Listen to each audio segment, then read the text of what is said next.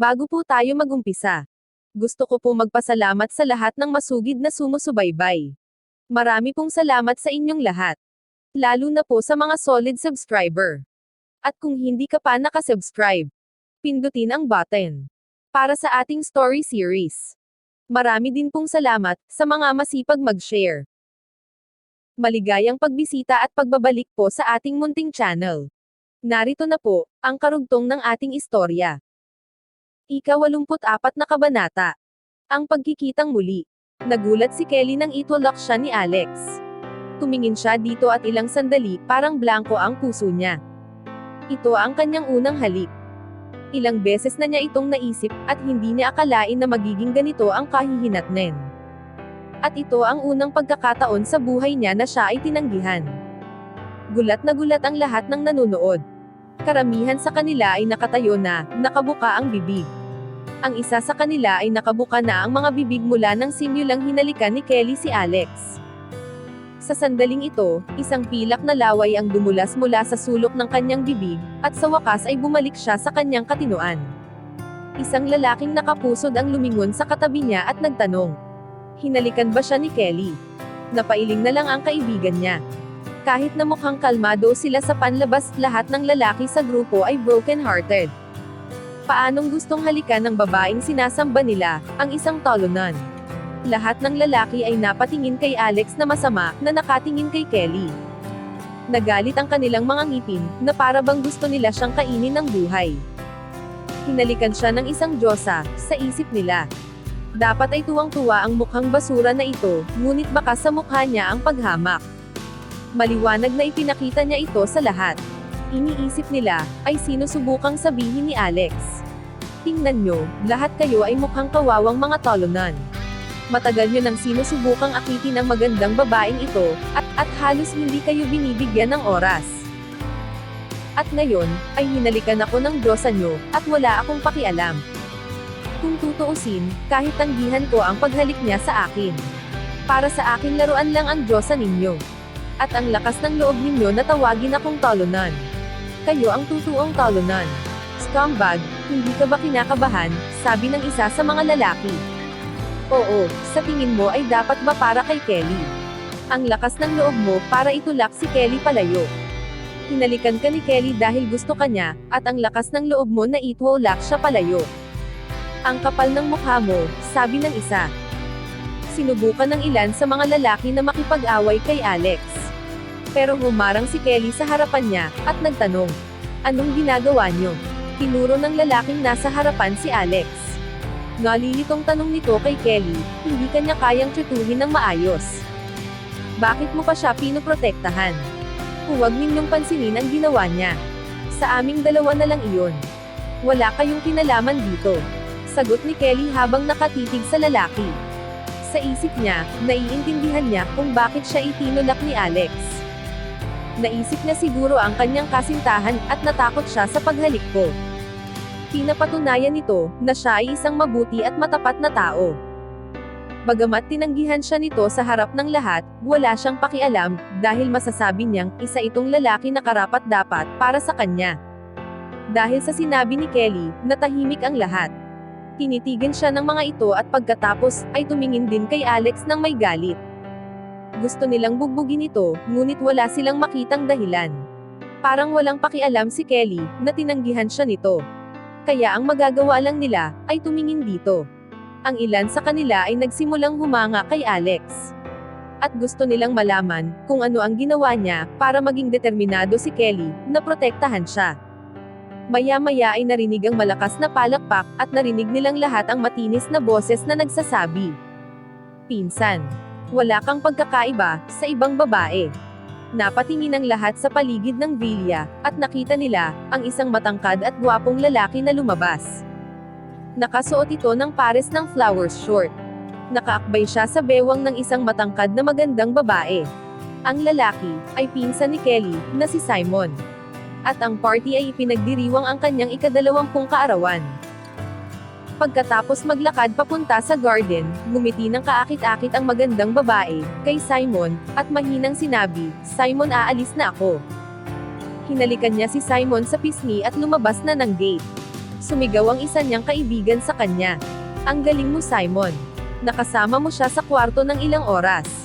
Simon, ang babaeng iyon ay napakaganda. Saan siya nanggaling?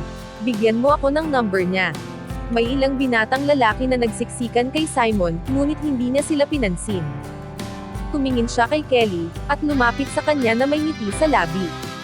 Kelly, ang ganda mo, gaya pa rin ng dati. May ibang kabuluhan ang mga titig nito. Nang makita niya na sa iba tumingin ang mukha ni Kelly, sa pagkainis. So, sino ang lalaking nakabighani ng sobra, sa aking pinsan? Ibinaling ni Simon ang tingin kay Alex. Nag-react ito ng isang "oh" sa pagkagulat, at pagkatapos ay pinalaki niya, ang isang maliit niyang ngiti. Hindi niya maiwasang maglabas ng wow na reaction.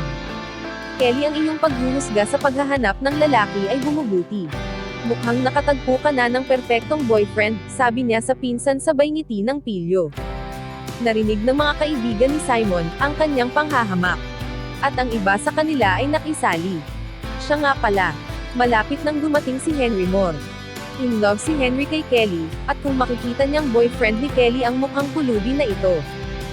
Hindi natin siya pipigilan, pagpapaalala nito sa lahat. Tama ka, grabe ang ugali ni Henry. Ang lalaking ito ay nasa malaking gulo. Mahinang ngumiti si Kelly, at tumingin sa lahat, at sinabi.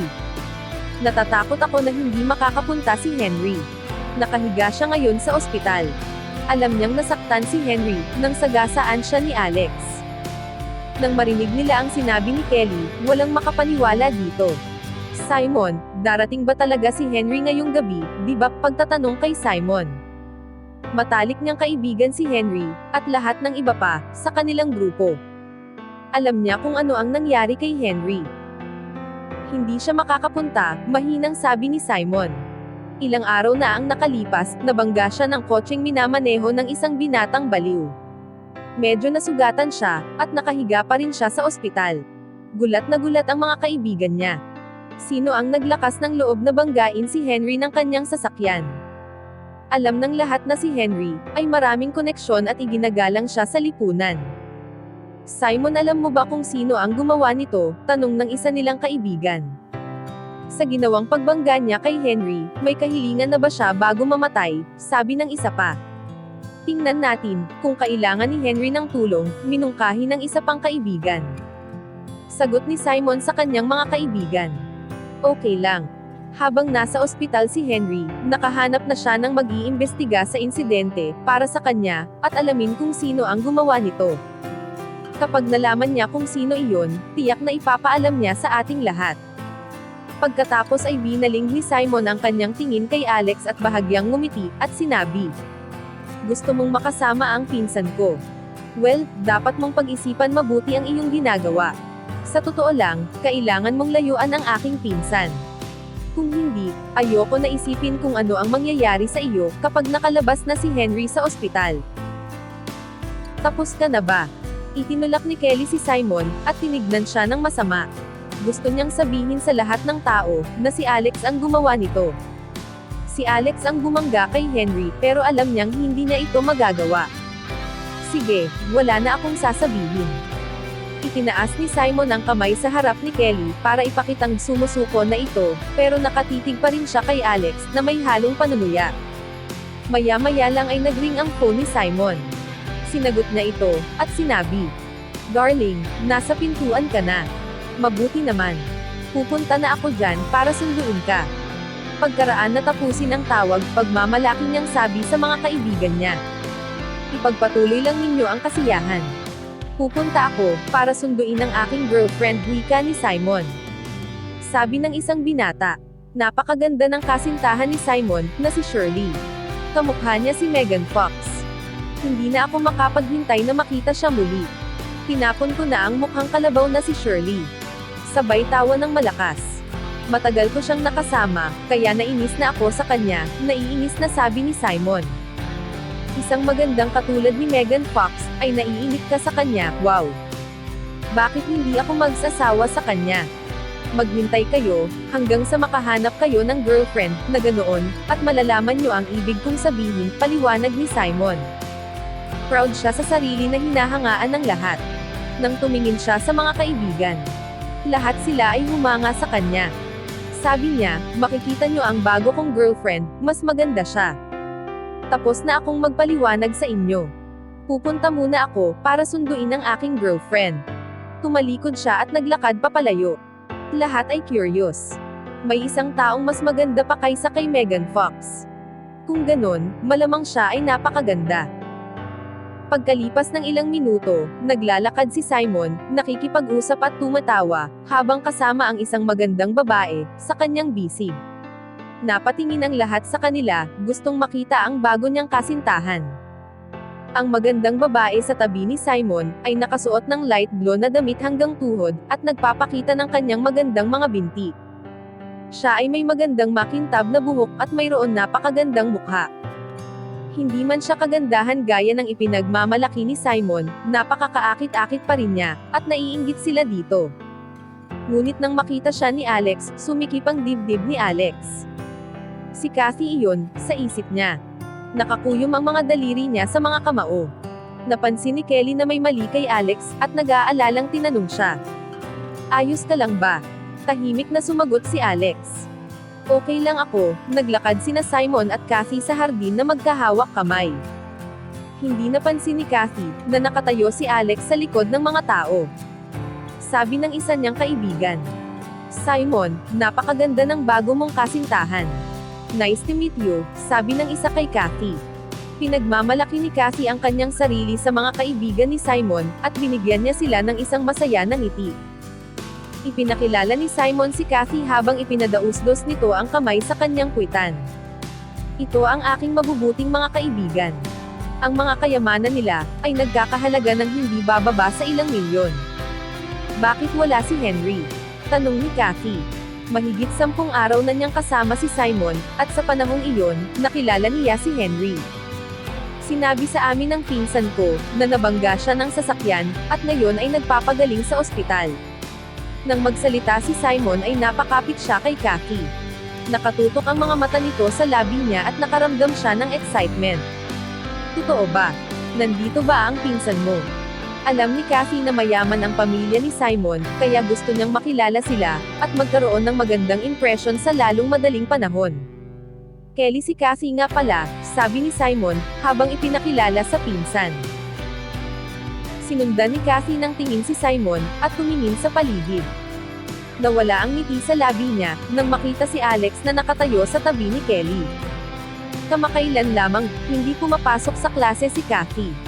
Ito ang unang pagkakataon na nakita niya si Alex, mula nang ibinalik nito ang mga damit sa harap niya, sa Autumn Beauty Boutique. Masyado siyang nabalisa. Darling, anong problema? Nakita ni Simon na nakatutok ang mga mata ni Kathy sa mukha ni Alex, kaya napangiti siya at sinabi. Na-disappoint ka ba, dahil sa kanya? Hindi ko siya inimbitahan. Alam ko kung gaano siya ka-miserable. Ngunit boyfriend siya ng pinsan ko, sabay tawa ng malakas, ano sa palagay mo, pagtatanong nito kay Kathy. Nagsimulang mapuno ng puot at hinanakit ang puso niya, kay Alex, hanggang kamakailan lang, naniniwala siyang mahal pa rin siya nito. At laging naghihintay ito, sa kanya. Ngunit pinagtataksilin na siya nito, nang magsimulang makita si Debbie, at ngayon ay nagkakaroon na naman siya ng ibang babae. Naramdaman ni Kathy na pinagtaksilin na naman siya ni Alex. Kailangan ko munang pumunta sa washroom. Matamis na ngumiti si Kathy kay Simon, tumayo ito, at pumasok sa bilya. Nang lumingon siya, masama ang ekspresyon na mukha, ang nakita sa kanya. Hanggang dito na lang po muna. Sana po, ay nagustuhan nyo ang ating story series. Sa mga bagong tagapakinig, mas okay po kung mag-uumpisa kayo sa episode 1. Maraming salamat po sa pakikinig. Pwede po bang humingi ng subscribe? Bilang pagsuporta sa ating munting channel. Hanggang sa susunod po muli. Stay safe and God bless.